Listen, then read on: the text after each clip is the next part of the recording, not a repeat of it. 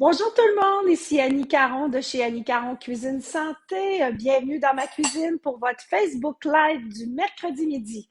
Alors cette semaine, comment j'ai choisi la recette que je vous présente? C'est très simple, c'est ce que j'avais envie de manger. Donc j'ai dit, OK, je fais découvrir cette recette merveilleuse à tout le monde aujourd'hui. Alors, puis quand j'ai dit à mon chum ce matin à Facebook Live, je vais faire la tarte aux légumes pour qu'on puisse en manger ce soir, il a répondu, c'est une excellente idée et je suis tout à fait d'accord avec lui. Alors, bienvenue encore une fois, votre Facebook Live de ce midi. On va faire une tarte aux légumes et j'ai deux choses à vous dire à propos de cette recette-là. La première, elle est extraite de mon livre Vive le flexitariste, comme plusieurs recettes que je vous fais régulièrement, mais je vous le dis pas toujours. Mais ce midi, je tiens à vous souligner que la recette est dans mon livre. Donc, celles qui ont mon livre, bonjour Lorenza, celles qui ont mon livre, ben, vous allez la retrouver à la page, je vous dis ça tout de suite, à la page 180. Alors, ça s'appelle la tarte aux légumes de Lily. Bonjour Christiane. Pourquoi la tarte aux légumes de Lily? Parce que c'est mon amie Liliane qui, un jour, je suis allée chez elle, elle m'avait fait ça pour dîner et je suis tombée en amour avec cette recette depuis. Je la fais et refais pour ma famille. C'est une recette qu'on fait souvent l'été dans l'abondance des tomates et des légumes et tout, mais comme c'est des produits du Québec, je me permets de vous la faire en plein mois d'avril. On commence déjà à se sentir printemps. Alors voilà, merci encore Liliane, Lily d'amour, pour ta recette de tarte aux légumes que j'ai mis à ton nom, évidemment, dans mon livre. Alors, sans plus tarder, je commence la recette de tarte aux légumes et ne vous inquiétez pas, après le Facebook Live, je vais ajouter la recette en commentaire. Alors, vous allez pouvoir la reproduire là, dans les plus brefs délais parce que c'est un hit assuré pour toute la famille. Alors, deux choses. La chose que j'aime beaucoup de cette recette-là, c'est que, un, on utilise notre beau brocoli, nos belles tomates, etc. Mais quand on parle de tarte, on parle rouleau à pâte, on parle qu'il faut vraiment, demander plus de temps. Mais cette recette-là, c'est génial parce que la pâte à tarte, ça fait comme un peu une pâte gâteau. Elle est faite avec du yogourt nature, un peu de beurre, farine, poudre à pâte et on l'étend direct avec les doigts. Je vous parle d'une tarte aux légumes et je la fais dans des plats comme ça. Vous allez voir l'autre aussi, tout simplement parce que ce matin, j'ai oublié mes moules à tarte, mes beaux moules à tarte à la maison. Donc, c'est pas plus grave que ça. Vous pouvez, des fois, quand je double la recette aussi, c'est pratique de la mettre dans un grand Pyrex qui va au four. Ça se sert très bien aussi en carré. Donc, très simple, hein? Pour la pâte, qu'est-ce que j'ai besoin? J'ai besoin d'une demi-tasse de yogourt grec. Alors, on va se mettre de la protéine dans ça. Yogourt grec nature, celui que vous aimez, zéro gras, full gras, comme vous aimez.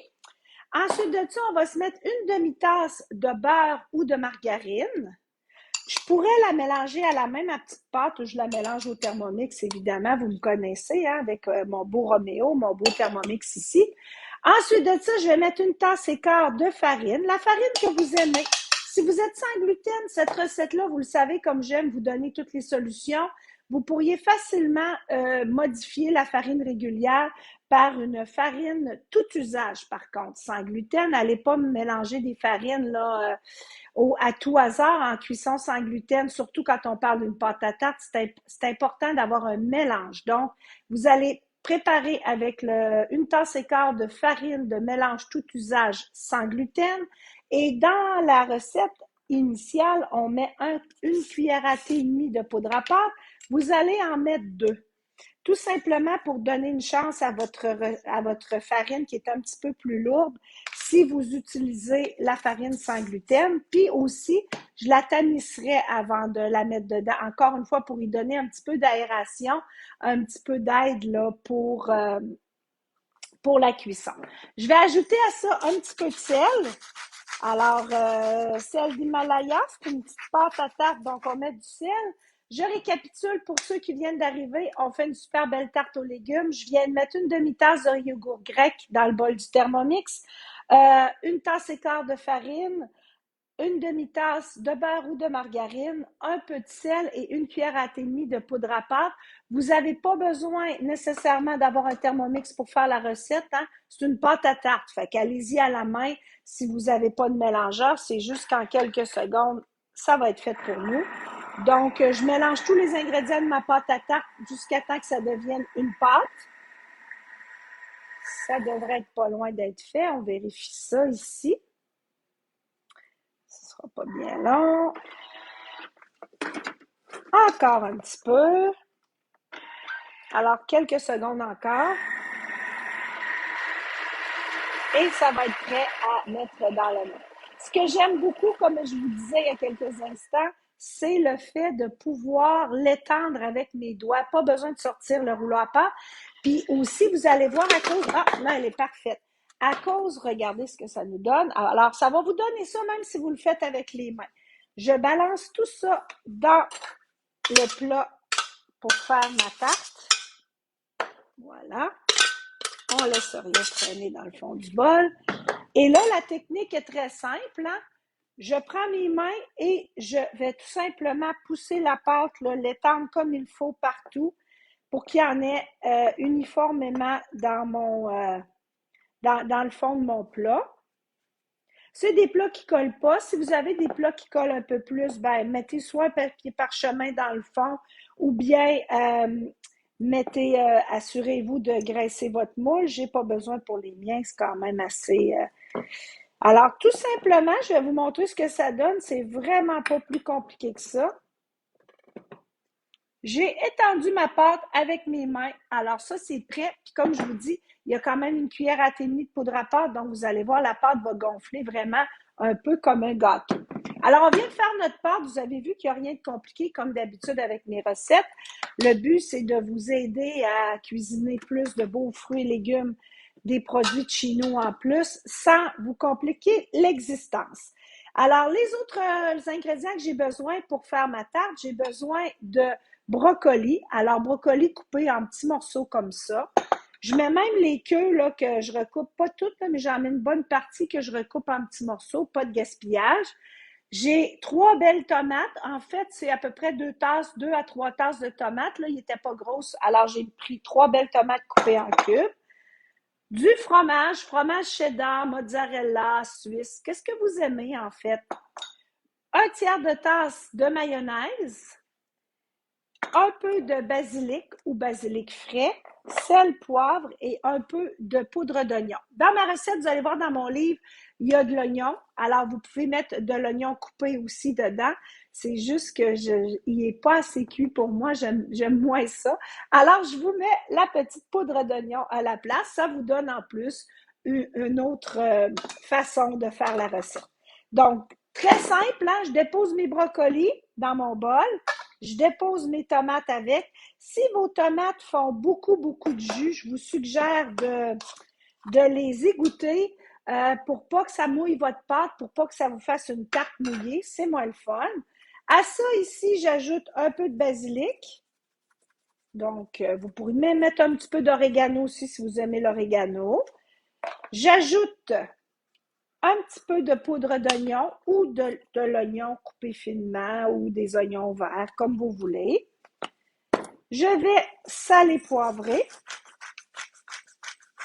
Donc, on va mettre un beau petit poivre là-dessus, comme ça ici. Un peu de sel. Parfait. Alors là, j'ai mes légumes. Maintenant, il me reste à ajouter ma mayonnaise. La mayonnaise que vous aimez. J'ajoute juste un petit peu de mon fromage, peut-être un tiers du fromage, pas plus. Et là, je mélange ça jusqu'à temps que je vois mes brocolis bien imbibés de mayonnaise, là, qu'ils soient enrobés un peu pour qu'on ait de la saveur partout. Alors, c'est vraiment juste de mélanger comme ça jusqu'à temps qu'on voit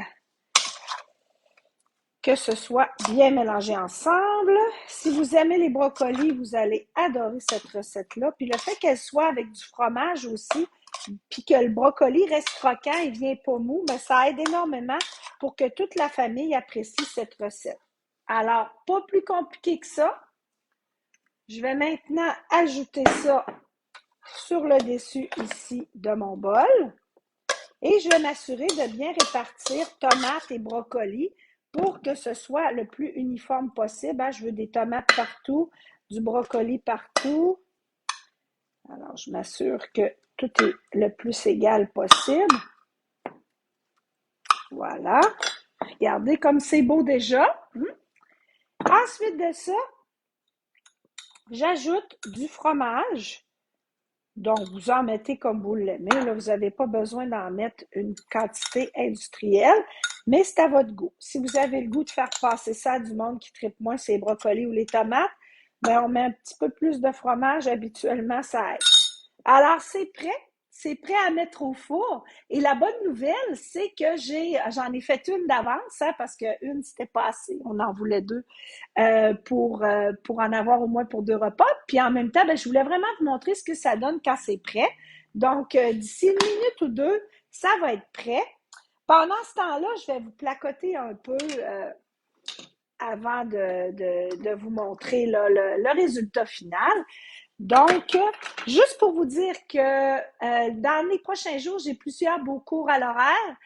J'ai un cours de cuisine keto qui est ce vendredi. La plupart des gens sont en congé vendredi et lundi.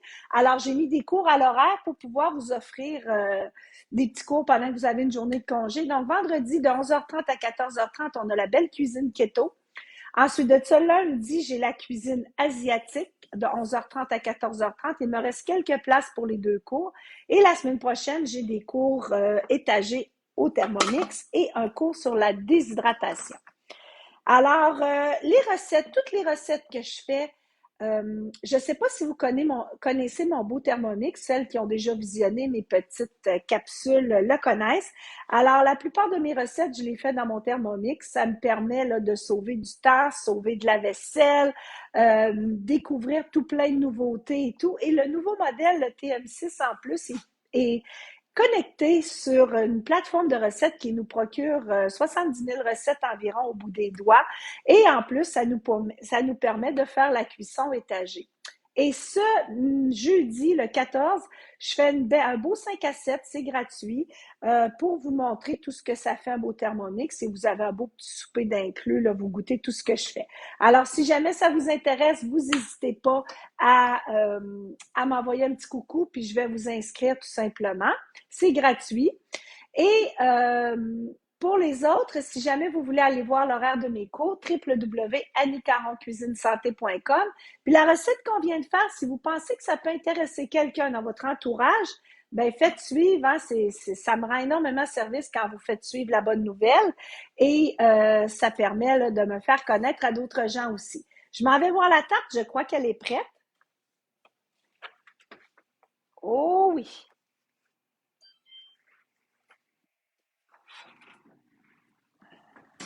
Regardez-moi ça comme c'est beau.